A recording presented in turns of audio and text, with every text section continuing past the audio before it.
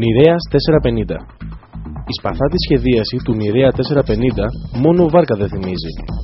Παρ' όλα αυτά, το ναυπηγείο το χαρακτηρίζει έτσι και αστάνει τους 23 κόμβους με μία 30 μηχανή. Μάλλον, ταχύπλοη βάρκα θα του ταιριάζει καλύτερα.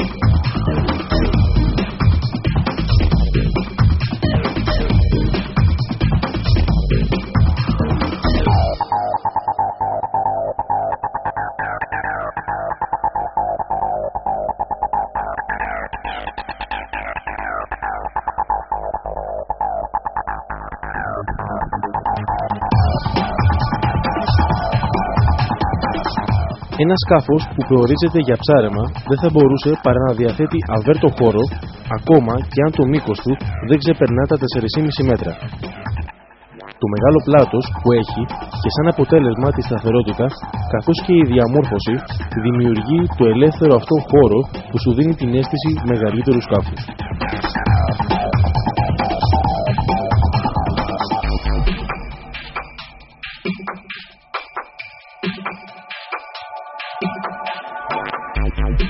Η τετράχρονη Mariner EFI 30 ύπων ταξίδευε το σκάφος πάρα πολύ καλά παρά τη μικρή της υποδύναμη. Ένα τέτοιο πακέτο θα μπορούσε να φτιάξει κάποιος που δεν διαθέτει δίπλωμα ταχυπλόου. Με ένα μεγαλύτερο παραδείγματος χάρη 40 ή 50 ύπων, το σκάφος θα συνέχιζε να έχει την ίδια συμπεριφορά με πιο γρήγορα αρπάγματα και πλαναρίσματα, ιδιαίτερα όταν το σκάφος είναι φορτωμένο.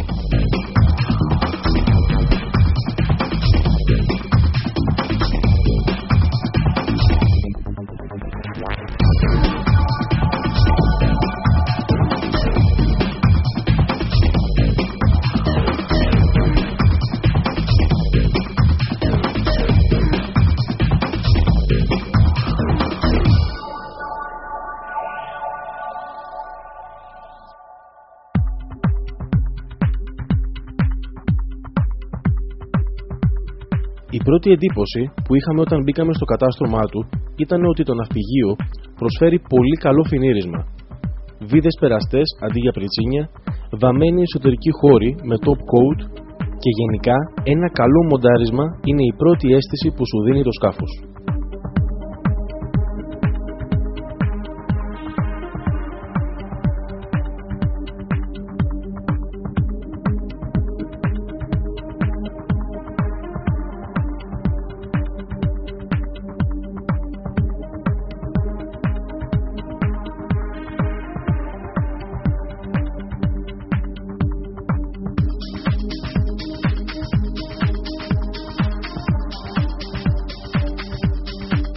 Πραγματοποίησαμε δύο μετρήσεις στον Νηρέα 450.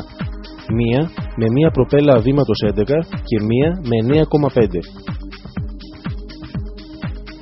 Η ετεκάρα έδινε γρηγορότερο το πλανάρισμα, ενώ παρατηρώντας προσεκτικά τις μετρήσεις στο FlowScan, η 9,5 είναι ελάχιστα πιο οικονομική. Με το μακρύ βήμα, το πλανάρισμα έρχεται αμέσως μετά τις 4.000 στροφές ανά λεπτό, ενώ με το κοντό στις 4.500 στροφές.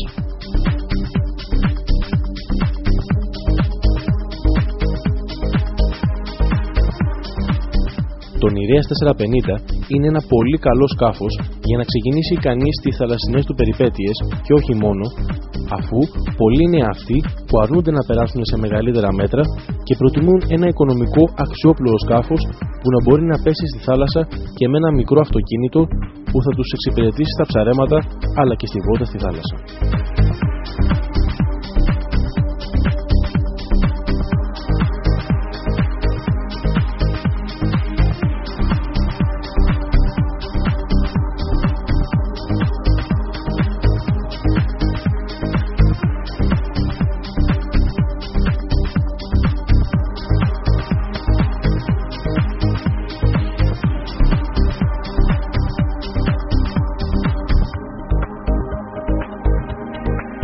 Τεχνικά χαρακτηριστικά. Μήκος 4 μέτρα και 50 εκατοστά. Πλάτος 1,88. Απόβαρο 318 κιλά. Άτομα 5. Μέγιστη υποδύναμη 50 ύπη. Ελάχιστη υποδύναμη 25 ύπη. Προτινόμενη υποδύναμη 40 ύπη.